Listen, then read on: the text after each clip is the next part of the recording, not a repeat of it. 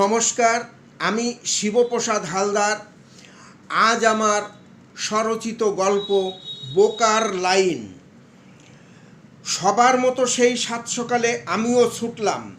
গন্তব্যে পৌঁছে বুঝলাম হয়তো আমিই আসতে দেরি করে ফেলেছি। তখন সবে সকাল 7:30। ততক্ষণে লাইনে অপেক্ষারত সবার নাম লেখানো হয়ে গেছে। শুনলাম 160 জন করে, দুই জায়গায় দুটি লাইনে মোট 320 জনের জন্য ভ্যাকসিন আজ বরাদ্দ আছে। যদি পাই এই ভরসায় নাম নথিভুক্ত করবার জন্য অপেক্ষায় রইলাম। দেখতে দেখতে আমার পেছনে আরও 20-25 জন এসে জড়ো হলেন। অগত্যা আমার নাম 180-তে লিপিবদ্ধ হলে ভদ্রলোক চলে গেলেন। পেছনে অনেকেই বাকি রয়ে গেলেন। এবার অপেক্ষা শুধু টোকেন প্রাপ্তির। কিছুক্ষণ পরে টোকেনও পেয়ে অপেক্ষায় রইলাম। অবশেষে দুপুর 12:30টায় এলো সেই ভ্যাকসিন প্রাপ্তির সন্ধিক্ষণ।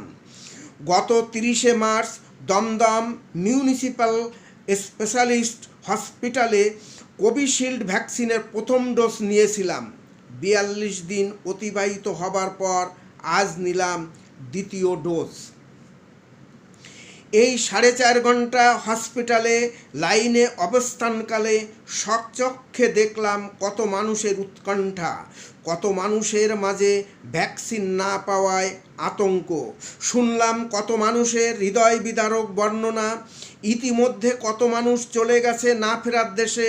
তবে এখানে সারিবদ্ধতায় সুশৃঙ্খলভাবে সিরিয়ালি ভ্যাকসিন প্রদানে আমি ব্যক্তিগতভাবে অত্যন্ত খুশি হলাম। যে যাই বলুক, যে যেভাবেই দেখুক, আমি ব্যক্তিগতভাবে আমার দৃষ্টিতে পরিষেবা দেখে হসপিটাল কর্তৃপক্ষের প্রশংসা না করে পারলাম না। 4.5 ঘন্টা সময়ের মাঝে কিছু কিছু ছোট্ট ছোট্ট ঘটনা মনকে প্রশ্ন জাগালো মানুষের বিবেক নিয়ে। লাইনে দাঁড়িয়ে পেছনের লোককে, দাদা আমি আপনার পেছনে আছি, একটু বসে নিই বলেই পাশে গিয়ে ফ্যানের তলে চেয়ারে বসে পড়ল। কিন্তু লোকটাকে ততটা অক্ষম বলে মনে হলো না। আমরা সমানে দাঁড়িয়ে দাঁড়িয়ে খুব মন্থর গতিতে এগোচ্ছি।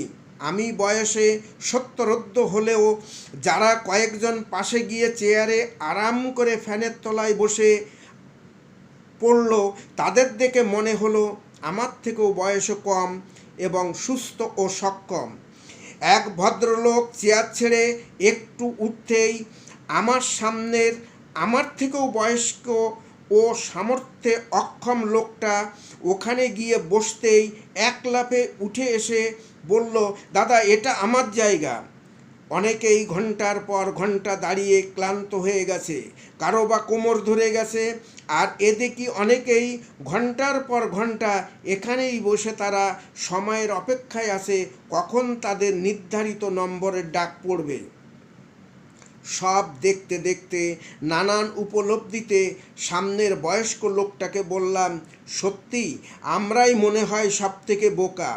আমরা তো সেই সকাল 8টা থেকে লাইনে একভাবেই দাঁড়িয়ে রয়েছি, অথচ ওরা যারা বসে রয়েছে তাদের মধ্যে থেকে কই একটা লোককে তো বলতে শুনলাম না, দাদা আপনি অনেকক্ষণ দাঁড়িয়ে থেকে একবার বসতে গেলেন, আপনি বরং একবার একটু বসুন।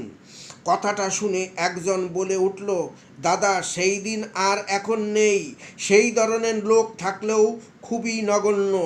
এখন শুধু বেশিরভাগ সবাই একটাই বোঝে, নিজে বাঁচলে বাপের নাম।